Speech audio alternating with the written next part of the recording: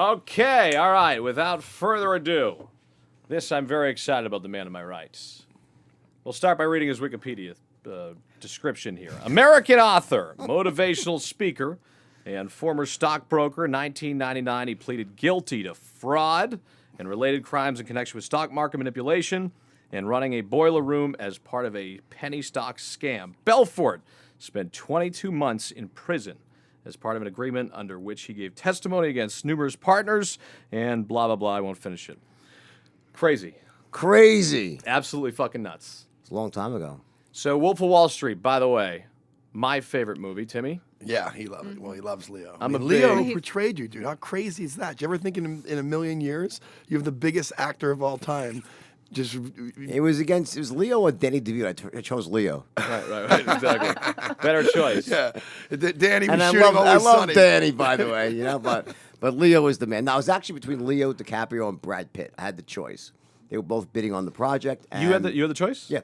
Really? I did. And I think Leo's awesome, but also he had Scorsese directing it. So the two together, how could you say no? No Exactly. shit. He's the best. That's, I I can't just told him imagine earlier. Brad Leo's my Pitt, favorite though. actor. What was it like working? So what was the process for him? What was he doing with you to figure out his character and blah, blah? Spent a lot of time together. We spent about 7-8 months really just, hanging out and working on the script. The script was written by Terry Winter, and he did an amazing job. But then we actually went, Leo was, I gotta say, Leo really took it seriously. He was like, every single line. Is this authentic? Would you say this? Would you contract? That's how much, And actually, the best thing that was in Leo's house in the hills. And he's like, never done drugs, Leo. Believe it. He's never done drugs. So he goes like, what's it like to be on a lewd? He goes like, how do you act stoned? So I actually showed him. I said, let me explain to you. And I started doing and I started crawling around on the floor, drooling. And Leo's trying to mimic me crawling. And his father walks in. He's like, what the fuck are you guys doing here? So I'm like, nothing. Are those done? You can't get those anymore. Quaaludes are done? Sadly, yes. What was that? I mean, I do the Adderall. Yeah, The Adderall's my thing. You? I fucking love Adderall. Adderall gets me fucking dialed in. Yeah, I know. I take Provigil. I don't like Adderall. It makes me feel too much up and see. It's a little too much of a spike Adderall. But Yeah, the come down is tough. But what was it like? You take a Quaalude. You take it? There's different phases of a Quaalude high. The first phase I call the Tingle Phase. So like within 10 minutes, your fingertips start tingling. It's total euphoria, unbelievable, right? And that's what you wait for. That tingle. You know it's a real lewd because the phonies don't do that, right? The bootlegs. Second phase, you call that the slur phase, right? And the slur, so it's Tingle Phase. I'm just sitting back. No, you got to listen to this is important stuff. This is educational material for your fans, right? 100%. Second phase is called the slur all my phase. fans would love to suck down a Quaalude right now. They would. They should. Thank God they're illegal, right? Second phase is the slur phase. We use like, I love you. I love you. You love everybody. Get the I love yous. In fact, I would get them so bad that my ex-wife would literally unplug the phones. This is back for, you remember we used to have real phones? Yeah. So she'd go around unplugging the phones in my house when I got high because I'd call everyone like, I love you. I love you. She's like, and I'm like, hello, the phone's not working. I couldn't figure out. I was so stoned. Like, why is that fucking plugged in, right?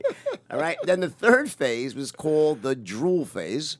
And that's when you start to drool inside, but you're like, okay, well, babies drool, I drool. Drooling could be good too, right? And that's what they describe in the movie too. They show the Drool, okay, cool. and then last is called unconsciousness. Nice, that sounds fun. Which is the fun one, right? Where you pass out, and then that's why I say like lewds are pretty much a happy ending in the sense that the fiendish part for me was the cocaine.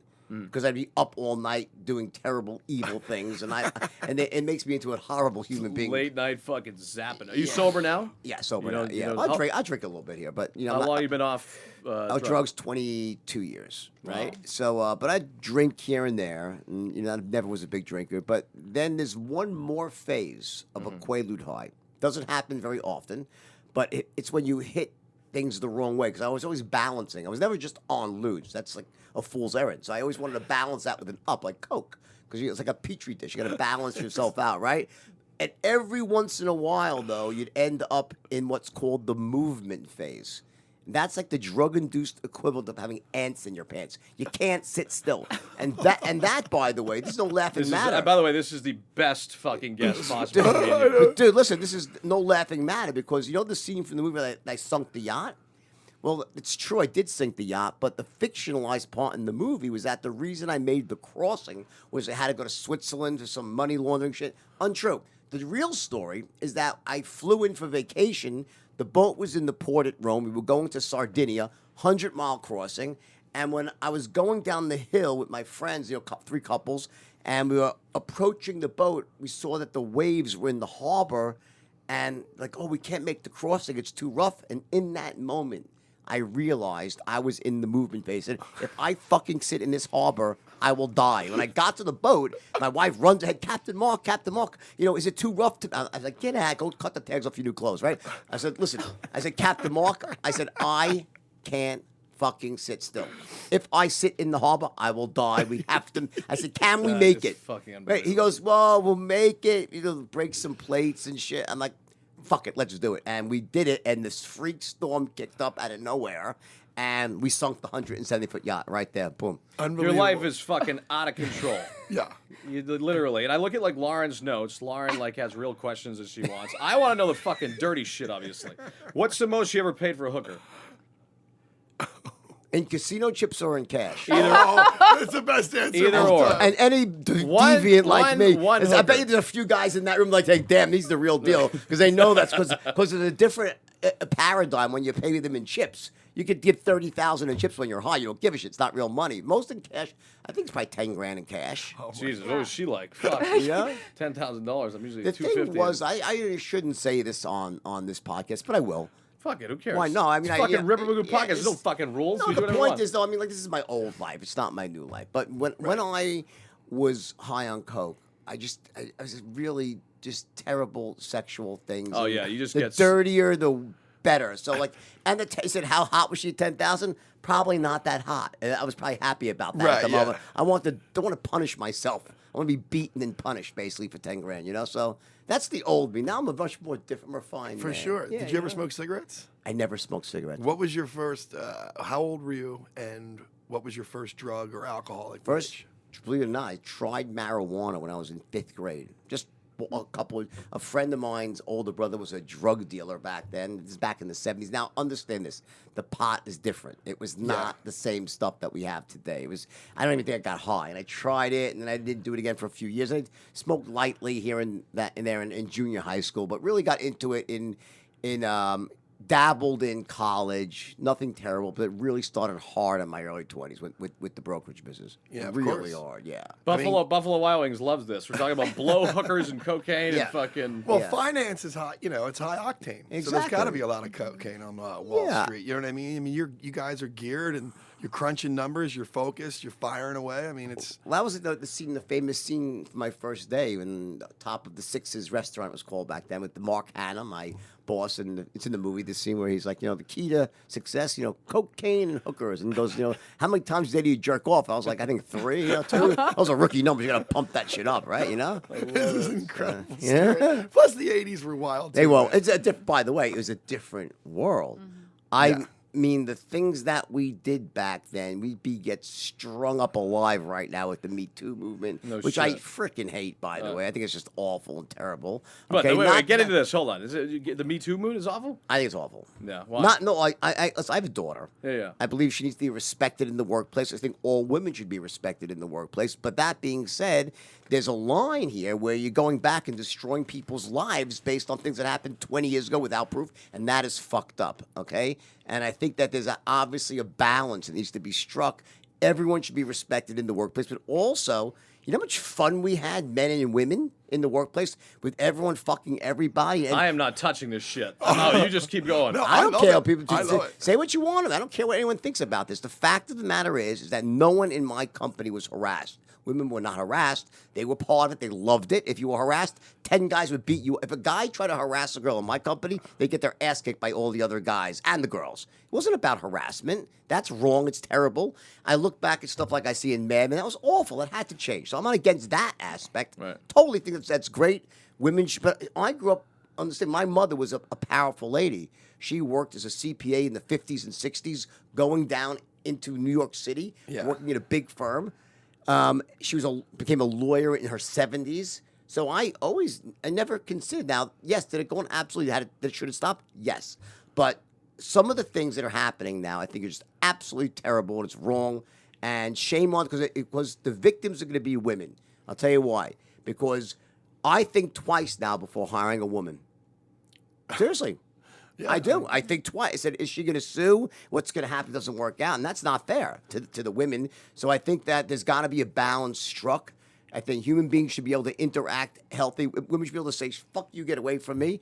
And I think that it's going to bounce back and end up in a healthy spot. So I'm not sad that it happened. I think the Me Too thing had to happen, but it went too far. That's my opinion. So what are you doing right now? So what are you as far as I go around the world and I preach corporate. No, Right. Me Too women. No, right. I teach relationship integrity in the Non workplace. sequitur. Hey, what are you doing now? I teach corporations how to act in the workplace. No, no, I really, I But in do. your defense, it was a different time. It was I mean, it's just, I would even say like But- 2000. Like even the 90s and the 80s, like the 2000, everything But kind of really changed. To be clear, though, if there was women being harassed they'd be thrown out and fired. That would not be tolerated. But what was tolerated was if everyone wanted to fuck everybody, go ahead. Right. And what's wrong with that? If not, there's hookers in the basement. You can fuck them too. Okay. Now, this company was like the camaraderie of this company. But the wasn't point it now, insanity? I wasn't employing the hookers. I didn't even know about the hookers in the basement. It turned out someone was like 3,000 kids working for me. So one kid had a father who was in the mob, and he put the van downstairs. I didn't know until years later I found out all this stuff was going on. All right. But the point is that people used to go to work. You'd meet your husband or your wife at work. Yeah. Women would get dressed up to look for a guy they liked. Men would flirt and do things. That's sad. That should not have gotten lost. And I think hopefully it will come back one day in a healthy way where everybody gets respected. You know who Laurie Wolf is? Is a comedian. No. And right after this hashtag Me Too, it was kind of a funny joke. She goes, guys, do you want to know how to prevent hashtag Me Too? Be good looking. There you go. Yeah. In a weird way, it Yeah. is funny. I mean, she's calling it. Yeah. what was so I this is If you were working for Sony, you'd be fired right now. Because that comment is terrible. You're a terrible. It's not me, it's You're a a joke. terrible person to even repeat the joke. Don't shoot the messenger. Yeah. so I mean got right to What do it. I do now? You asked me a question. yeah, so I what do- actually really go. I go around the world. I teach people a combination of sales, entrepreneurship, marketing. I do a lot of work both with corporations. I do large public seminars. I have a podcast like you. I started recently, which I love doing, where I interview other people, which is great. I have a lot of online learning, courses I sell right now online, and it's a wonderful, wonderful way for me to make a living because I love what I do. I love speaking. I love empowering people, and I get about 10 to 20 emails every day from people who say I changed their life because I've helped them live more empowered, help them make more money, and there's so many people out there. I have a belief that the biggest miss for most people is that they think that sales is just for salespeople, and I think nothing could be further from the truth. You got to look at sales as communication. I mean, your ability to communicate any idea, a thought, a hope. People listen to you. Why? Because they don't. It's not by accident. Okay, you have a great voice. You have a way of speaking that engages people. It makes them want to listen to you. You could be the smartest guy with the best thoughts. If you don't know how to communicate it, no one's going to listen. You're fucked. You're fucked. That's it. So I teach people how to really, essentially, get their point across. It could be in a sales setting. It could be on a podcast. It could be just simply someone looking to move up in the workplace that wants to make their value known. So that's what I do. I specialize in communication. All right. So when was, and I'll cut right through it. When was the moment that you knew, because obviously you got in a little bit of trouble for some shit that Yeah. you did, right? Yeah. What was the moment that you knew you were fucked? The real moment I knew I was fucked was when this freaking banker, the Swiss banker who I had smuggled my money to, was also laundering money for Benihana. And he got arrested in the United States on U.S. soil, having nothing to do with me. I'm like, oh, God, am I fucked now? Because he knew he was going to flip and cooperate. Everyone does. So who's he going to do? He's going to give up me, and that's exactly what happened. That was the break that the FBI agent from the movie needed. He's a friend of mine now, the agent. He's a good guy. I love the guy, Agent Coleman. But that was the break. Without that, he kind of didn't have the roadmap. Because really what I was doing wasn't... It was 98% was legal. A little bit was illegal. It was very common on Wall Street. It wasn't easily proved. But that was the headshot. I smuggled money overseas. So what is it? So by the way, anybody that comes on, it's like a thing. I Googled net worth. So I was like Jordan Belfort. I Googled net worth. And it said I was like, 100 million, but there was a minus next to it. Ah, yeah. So why? So Well, it there's- says now, well, so, minus yeah. 100 million. So Yeah, what well, is that? well, I don't think. Well, if you believe what you read online, Well. okay, people could think I'm worth whatever I'm worth. But the story is that there's this old judgment that's about to expire shortly, right? And it's not people I owe money to. There's no one owed money. People are paid back. The money I do pay just goes to a fund that the government gets it. It's not investors that lost money get it. So no one's getting paid back. It's not like that. People were paid back, and it was the last big chunk I sent in, $500,000 was returned. They couldn't find investors, so they kept it. And then I kept paying and paying. So it's not like investors are getting paid. That's not what happens, right? So, but listen, I'm a fortunate person. I've done very well since then. And I plan to continue to do well because that's my nature. What would you have done differently to get away with it? You think there was a way you could have got away with it? I'm glad I didn't get away with it because my life's 1,000 times better now. If I wouldn't have smuggled money to Switzerland, I mean, it's just absolutely unbelievable, Like- dude. Love It's just you're so and I candid. fucking knew. Here's the sick part. I knew it was stupid when I did it. I knew it was stupid. And I was high as a kite. I was looted out. I remember I had this dark, foreboding feeling. I flew home on a private jet. I was with Danny, the Jonah Hill character. Who was the best, by the way? His Sorry to cut great, you off. great, yeah. And I was like, this. But by the way, the great thing, the funny thing, or the sad thing about Danny was that, the Jonah Hill character in the movie was a consolidated character. So everything bad got dumped on him. Poor Danny, The scene of like him, the real scene of him Danny. beating off. The scene of him beating off in the living room was That bad was for us. not him. That was Mark Hanna. That was the real guy that was Mark Hanna. Okay. So it was Mark Hanna that beat off to my second wife, right? That actually really happened? Really, absolutely, fucking positively happened, but it wasn't Your Danny. life is fucking bananas, and I love And it. he really married his cousin. Is that correct? That is true as well. That's the real Danny. The real Danny did marry his first cousin. Holy shit. And the That's real fucking Danny crazy. explained it just like he was such a funny guy. I mean, he was just. But the best part was when I first heard the rumor, I was like, no fucking way. I mean, because he was already my friend, and like I said, he would have told me or something, right? And they kind of looked alike. I was like, that's fucking weird, right? But like my ex was like, I think they're first cousins. I'm like, stop spreading rumors. I'm like, she's like, I really think I heard that. I'm like, I don't think he would have told me. So the next day, I'm just casually hanging out with Danny. I'm like, hey, you know what? I heard this rumor. I know it's not. I'm not one. He's like, what? I said, well, that you and Nancy are, first cousins. He goes, oh, yeah, it's true. He goes, but it's not really like that. I said, he goes, my mother's is her father's my mother's brother. But we don't really, it wasn't like, I didn't see her for a few years. And like, she kind of got hot as she grew up. And then like my friends wanted to fuck her. And then I was like, fuck that. My friends aren't going to fuck her because, out of respect, I'm going to fuck her. If someone's going to fuck her, I'm not gonna, that's my friends fuck my cousin. So I'm going to fuck my cousin. And the best part is that you've probably seen this in some of your friends. And like, just imagine a woman that hates her husband with such a deep-rooted passion that she wants him dead. Like, she wants him cleaved, his skin cleaved off, frame him for murder. That was Nancy. She hated him so much. Like, she hated Danny, the hatred she had. He'd be sitting there like Danny, be like, he was, I love Danny. He was hateable to his wife. He drove her crazy, right? And Danny'd be like sitting there smoking, so she'd rip the cigarette. There's no smoking in Southampton, Danny. So what motivated you to do what you did? Was it the money? Was it the game? What was it? Was it all money? No, it was one of those things that I think what comes across incorrectly in the movie is that was some sort of plan to lose people money. That was the furthest thing from our mind. I mean, we were trying to make people money. And why is that? Because you make more money when you make people money. You don't make money by losing people money. People get mad and they don't want to invest with you. So that was never like that.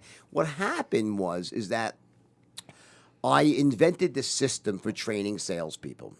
All right, which is what I teach today in a much more, very, really, ethical and very robust version of that. But the system was called the straight line. And when I invented it, it gave me the ability to take any kid, man, woman, and turn them into a really efficient salesperson, a closing machine, so to speak.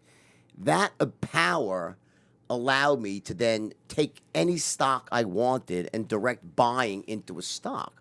So stocks that I chose started to go up in value. It was almost a self-fulfilling prophecy. Imagine this. The best metaphor I could use is imagine like the iPhone. Let's say Steve Jobs, he invents the iPhone. And he's like, okay, great. We have enough good parts. We can make 1 million iPhones. But then we'll have to use shitty parts and they'll kind of break and suck. But let's just Yeah, fuck it. We could sell 10 million. Let's just sell 10 million. So imagine if you sold 10 million. Well, that would not end well, right? No. The mistake I made was I had such this ability to create buying power in a stock, but I didn't have enough good stocks to direct the buying power out. So the first few stocks were good, and then the quality started to drop, and then that's really how it began. And also, and then I got greedy. You know, I was from a poor family. I was making $50 million a year when I was 24 years old, and I began living every adolescent fantasy I'd ever had. Young kids that were never making money in their lives becoming rich, they started calling me the king, and I was stupid enough to believe it. Did you went to jail for 22 months? 22 months. What was that like? Well, did you pull any strings? Were you one of those guys? I tell you, you're probably working some fucking backdoor deals with whoever the guards or whatever. Well, yes and no. It wasn't like it was. Number my bunkmate was Tommy Chong from Cheech and Chong. Get out of No Dodge. fucking way. That's amazing. So I show up to jail, and they put us together in the same cell because we were both well known. So they kind of put us together to watch us, I guess, right? And I was in a private prison, and it was for white collar people and non-violent drug dealers. And when you have money in jail, you can live well for being in jail. You can have someone do your job. You can have someone cook for you, clean for you. But how's it work? Are you giving them money from? Not money. You give them cigarettes or tuna fish. Like, stamps become currency. So you play that game and you make your life as easy as possible. I met some guy. His name is David. Tommy and I, both shared this guy, and he was like our butler, so to speak. But the scary thing was if David would cook for you, you had to say, I want to see the source of the food. He was catching fucking squirrels in the yard and cooking squirrels in the microwave. After like 6 months, there wasn't a freaking squirrel in sight anywhere in this prison. Right? He was eating squirrels. He'd been down. The expression he's down for too long. He was on the downside of a 23-year sentence because what will happen is you could have been like a violent person once, but when you get down to under 3 or 4 years, they'll move you into less. You get it? To try to rehabilitate you. So they put him in. He was this old time guy. I guess we smuggling drugs or something, and. Yeah, he kind of lost his shit, but so he didn't make us cappuccino in the morning. And, here's your morning breakfast. I'm like, is fucking Rocky Squirrel in there? Because if he is, I ain't freaking eating it, Here's a squirrel sandwich. Yeah, right? So is it true that, because I read about it, you had a plane crash at the same time, your boat crashed same day? No, a week later. So what happened was the real story. A fucking plane crash. Yeah. I know. So what happened is that after the boat sank, we went to Sardinia. And stayed at the Qualude Hotel, right? And then we had to buy everyone new clothes. So no one had clothes because the clothes sank with the boat. And I came up with this brilliant idea. I said, hey, we got a private jet. I said, so let's just box up all our clothing and we'll ship it back DHL to avoid customs. We're going to deal with customs, right? So we did that. And we all boxed up our shit. So, underwear, toothbrush, go to the next morning, wake up. I check out of the hotel. My bill was $700,000. Fucking flew a couple of dollars, right? Nice hotel, all right? How does one's bill get to $700,000? Well, $250,000 was a bangle I bought my wife, and the other $450,000 I had to put up 18 people in this hotel. And Calo de Volpe is a beautiful hotel, but they don't they're not bashful there. It's like they have all these beautiful like Sardinia olives. One olive they're like $8 on the. There's a guy with a telescope fucking writing down on the fucking bar. It's like that. You get it? Like, everything's a la carte. You breathe the air. $4 breathing Sardinian air, right? So anyway, we check out and go. We get a van to the airport, and I get there. Now, the best thing about a private plane is that it's waiting for you, right? No fucking plane at the airport. I'm devastated. And the worst part is that I brought 150 Quaaludes, and they were gone. So the thought now of being in a foreign country without ludes was more than I could bear. Out of ludes, out of coke. Get me. Were you taking these every day? These every fucking day, Quaaludes? Every day, you just pop these things. 15 a day. One of them would knock each one of you out for 9 hours. I could take 4 and walk around. I could take I'm 4, convinced fucking Timmy took a especially with couple a Quaaludes 1 and 1. last No, night. but the key was I had a system. I take 4 ludes on an empty stomach. You ought to be in an empty stomach. You want to be so empty you hit the pit of your stomach. That's when you know you really got it good, right? Do you miss doing them? Never. No, I don't miss them. I mean, I loved Quaaludes. What if we said we had the one remaining Quaalude I take it now? right now. You would In pop fact, it? Absolutely. Well, we have a surprise for you. There we go. We have a little surprise for you. Anyways, of course I would take it, all right? Because they're impossible to find, thank God, all right? Right. But I wouldn't do coke. But the ludes were just amazing. They made you feel so great, right? So anyway, I get to the airport, no freaking plane. I'm like waiting there for an hour. Now this is '97, So there's like no cell phones that would work overseas back then. I couldn't figure out the pay phone. Finally, after an hour of waiting there, I'm so pissed off, right? A little Sardinian midget. There's a lot of midgets in Sardinia. A little Sardinian midget comes scampering up to me. Listen, it's a true story. He scampers up to me. Mr. Belfort. I'm like, what? He goes, plane crash. I'm like, what? Plane. So what happened was the plane was at Orly Airport in France. It was there. It was cheaper to keep it there. It took off that morning. Seagull flies in the engine. Sully Solberger, fucking round one, right? Boom, the thing goes down. The pilot's Oh, you weren't on the plane? No. I thought you were on the plane and saw the plane crash. No, it crashed coming to get me. I was on 2 plane crashes myself where I was on. Okay, but anyway, yeah. But one was in Farmingdale Airport. We crashed on a private jet, a G2B, in a snowstorm, right? I always lived, though, to tell about this stuff, which is awesome, right? Anyway, so the plane... You think? The plane goes down, fucking done, lost the plane, the boat. Now, here's the thing. You'd think... I would have said to myself, wow, you know, God's telling me something. I think it's time to slow down. I went fucking harder the next year. It was a year later I finally got sober, a year later. So, you know. And what made you get sober? You were just... Yeah, you know, I got to the point with, it was the coke. So I wasn't, you know. Yeah, that shit, fuck, I have a history of it, too. That shit's not good. It just doesn't end well. So but it was fun when you were doing it. Yeah, but the ludes were like, as I say, the ludes were like a happy ending. You take them, you'd fall asleep. Yeah. And then you'd wake up refreshed the next day because they were sleeping pills, right? Once I really got into coke in earnest, like I really heavily got into it, you know, I had a gigantic bag. I was like a pound of the shit, you know? And I'm like, I remember this one night at the end, like, you know, and I had poured the whole bag out. It was like a big trapezoid on my fucking thing. And I just bent my head in and did like a scarface. And my ex-wife, and then I thought that like I heard a sound. I was in my office, home office, naked with a shotgun across my lap because I thought aliens were coming through the fucking windows. I lost my shit, right? And I heard a noise outside, and I run out into the front. I take a shot. It was the fucking milkman. I shot at the milkman. I thought it was a spaceship, all right? I can't even believe it. And I come back in. My wife's like, what's wrong with you? And I coke all over. I'm like, what? Nothing's wrong with me. What do you mean there's coke all over my face? She's like, and I'm bleeding. She goes, you're bleeding. I'm like, it's my allergies. I went to the bathroom and shit, it was green and red. I'm like, it's Fruit Loops. I'm eating too many fruit. I mean, you fucking rationalized everything. You get it? And then when it really went bad, though, is I had this moment where I literally got so fucked up, I drove my daughter in the car through my garage door. Oh. And she didn't have a seatbelt on, nothing happened. But that was the moment when I stopped. I got arrested. They arrested me, right? My wife had, you know, called the police, and they arrested me. You know, that seems like a wake-up call. Yeah, that's the moment. That was it. And then I got put in jail, and on the way. So then, sorry, I don't mean to laugh. I'm sorry, dude. Go ahead, sorry. Keep going. But there's a good story in this whole thing, as always. So they put me in jail for the afternoon. I got bailed out by my lawyer, the same, you know, my fix-it lawyer, right? And he greeted me at the courthouse steps with my bag. I had a Louis Vuitton bag. Like Felix the Cat had his bag of tricks. I had my bag of drugs, right? Oh. And it was filled with all different types of dangerous pharmaceuticals. The half a pound of blow, freaking 500 Quaaludes, Xanax, Klonopin, morphine. And I took Ambien, you name it, it was in there. And I was taking up all of them at the same time. And it was like a fucking science project to balance myself out. So he drove me straight to the airport, to the private airport, to jump on my plane because he thought I was going to go home and kill my wife. I lost my fucking mind, right? Because she got me arrested. So he goes, you're going right to the airport. So I got in the airport, into the plane. We're in the plane. I start snorting this coke all over the plane. There was so much coke that the pilots were wearing gas masks in the front because they were scared to fucking breathe the air, right?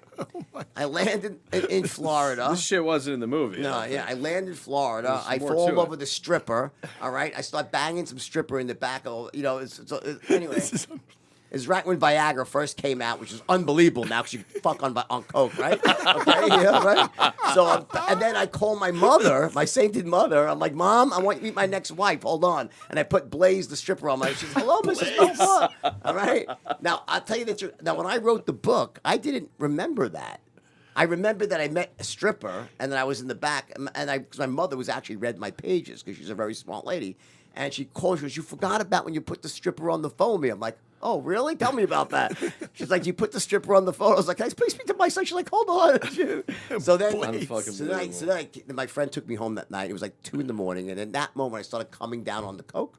And I was like, what the fuck? I said, I don't want to live anymore. I took 50 pills, 750. You're like a fucking superhero. Right, 750 milligrams of morphine. Oh my gosh. One shot and started chewing. To try and to kill kill myself. Try to kill myself, right? So I started doing that. My friend came over, tried to pull him out of my mouth, right? They called the ambulance. They went to pump. I was taken to the hospital. They pumped my stomach. Now, after and by the way, if you've never had your stomach pumped, it's the worst fucking thing. They put a tube down. They put charcoal down your throat. It's really terrible, right?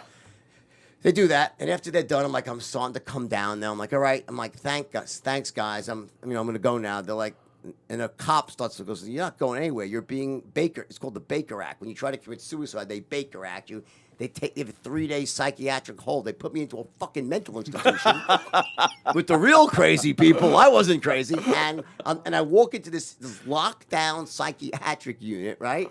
And there's like one woman, like, I'm a butterfly, a fucking 90, fucking fat woman. So I'm a butterfly. She thought that she was another kid. There's another kid, he was like 18 years old, and he was walking around in circles for 5 hours saying 6.02 times 10 to the 23rd. Avogadro. He fucking got fixated on this number and took acid and couldn't get the number. He just walked around saying the same number over. Wow. I was like, I don't feel so bad about my life anymore. So now, and here's the best part. So they call, now, meantime, my wife is organizing an intervention.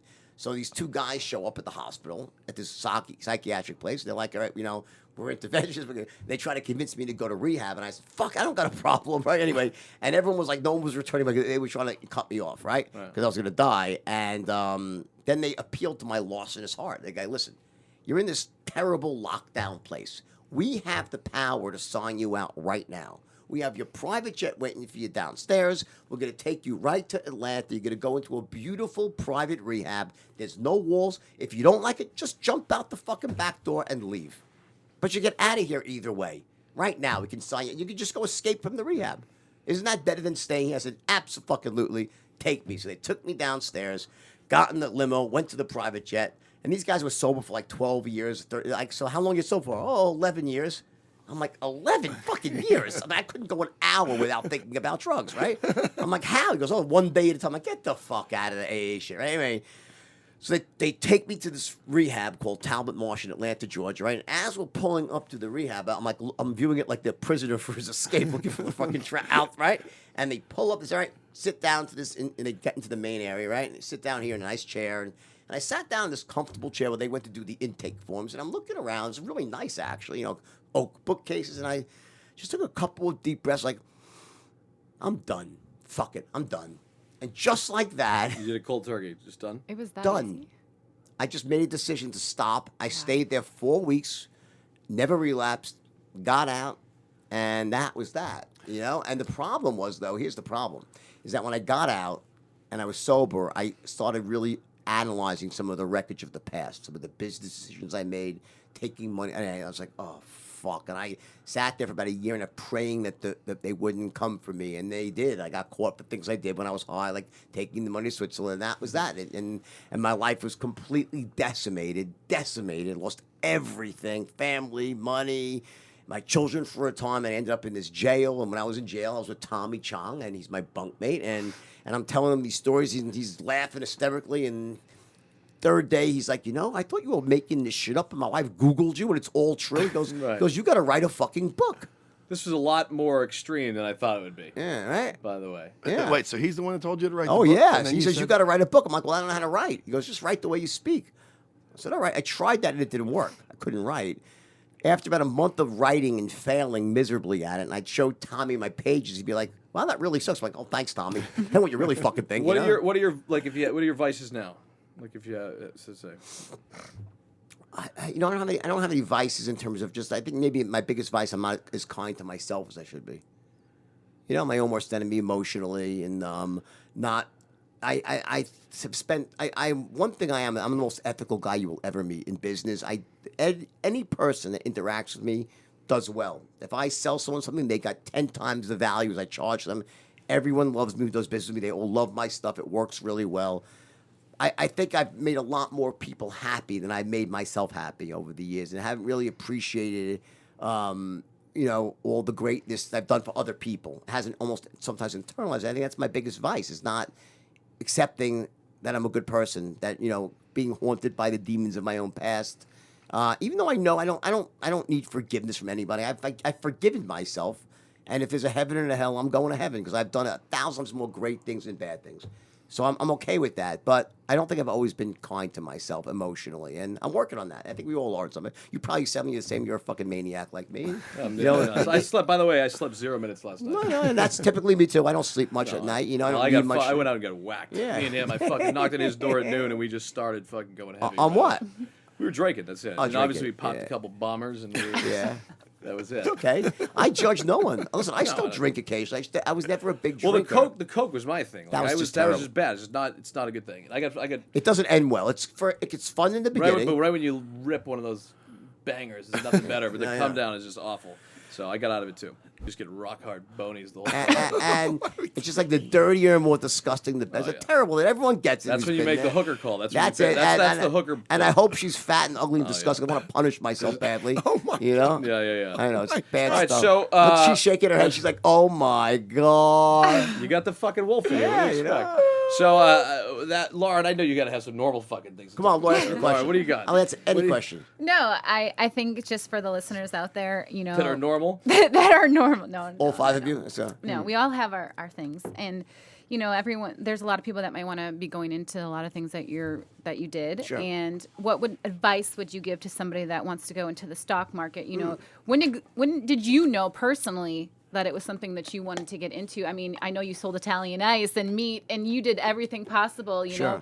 to start making your money. But how did you know that's what you wanted to do as your path? And what advice can you give to someone that wants to? So do that? I came to understand how lucrative the market could be when I heard about a friend, a kid I grew up with. His name was Michael Falk. This was not the cool kid growing up. He was like a kid that none of us wanted to play with. He was weird. And I heard this weird story that Michael Falk was a stockbroker making $1 million a year in like 1985. I'm like, get the fuck out of here. That's not possible. Like, I didn't think it was possible to make that much money. Sure enough, about 6 months later, I went to the local park where we all used to hang out. He pulls up in a beautiful Ferrari with a nice suit on and a gorgeous blonde. I said, I want the car, I want the blonde, I want the fucking suit, I want the... I was like, what are you doing? He goes, I'm a stockbroker. I made him think about brokers. They'll always tell you what they make. I made $1 million last year. I'm like, I said to myself, if he can make $1 million, I can make 10. That's what I said to myself, right? And I went down to Wall Street and sold myself a job. I had to at that point because I had spent one day in dental school and dropped out. I had gone bankrupt in the meat industry because I made some huge errors as a first-time entrepreneur. So I was a dental school dropout who just declared bankruptcy. Hire me, right? My resume wasn't that great. So I started actually pitching the guy's stock, selling him during the interview. And the guy goes, whoa. He said, calm down. I've never met anyone like you. He goes, either one of two things are going to happen to you. Either you're going to be the most famous broker in Wall Street history, or you're going to end up in jail. The guy was a fucking genius. He was right on both accounts, right? And he hired me, And that was when I really walked into the boardroom for the first time where the movie started, that, you're lower than Pond Scum. And I saw these kids back in the bull market of the 80s making an average of $50,000, $60,000 a month, which was massive money back in the 80s. And I was hooked, and I knew I could do the job. In terms of today, here's what I would say to a kid looking to get into Wall Street. There's many ways to get rich in this world. There's many ways to become successful. Wall Street's one of them. The only issue I have with a career in Wall Street is it's somewhat soulless. If you want to make a lot of money, then, hey, it's a great place to make a lot of money. But you can also make a lot of money on the internet. You can also make a lot of money in real estate. You can also make a lot of money, just coming up with any idea and building a business around it. What I wouldn't recommend to anybody is don't fucking think you're going to go work for some company and play that safe path and rise up the corporate ladder and retire with a pension and your Social Security. You'll be able to pay for your fucking diapers when you're in nursing home, if you're lucky. It's just not a path to wealth and success. All right? You have to take care of yourself. You have to own your own business or be a salesperson that makes big commission. That's the one exemption to that. And then take the money you make and invest it wisely. Start buying real estate, develop a second source of income, third source. That's how you get wealthy these days. I don't think that. I think our parents told us when we were growing up, "Oh, go work for a big company." And no, it's a sham. It's a sham. I mean, how many people get laid off? And it it was always just such was. a sham. And it always was. That's all fun and games. How can we fuck people over now? That's what I want to know. Fuck, sell some cryptocurrency. Yeah. There's always a fucking answer with this one. There's always an answer. All right. Well, I think. Dude, you're out of control. Thank it was a you, lot more thank you. extreme than I thought it would be. Yeah, you should have a movie made after. There was pretty riveting stories. Man. Now they're making and you're here to talk about TV it. series coming out next. We're doing a TV series. What are you next. doing? We're doing with the same writer who wrote the movie Terry Winter, did Boardwalk Empire, Sopranos. We're doing It's the TV. based around the same thing, right? You're, Yeah, it's a TV series based on the Wolf of Wall Street. who's going to play you? Don't know yet, but I'm available. yeah, that's right. Yeah, Leo got some big shoes to fill with Leo, right? Yeah. I love it. Anyways, dude, you're the man. I appreciate Thank this you is so fucking- much. He's the Thank best. you. Thank you so much for coming in. My pleasure. I loved it, and you're gonna come on my podcast. I want to too. come on your podcast. 100%. Brilliant. Let's do it. All right, brother. You're the man. Take it. Thank you.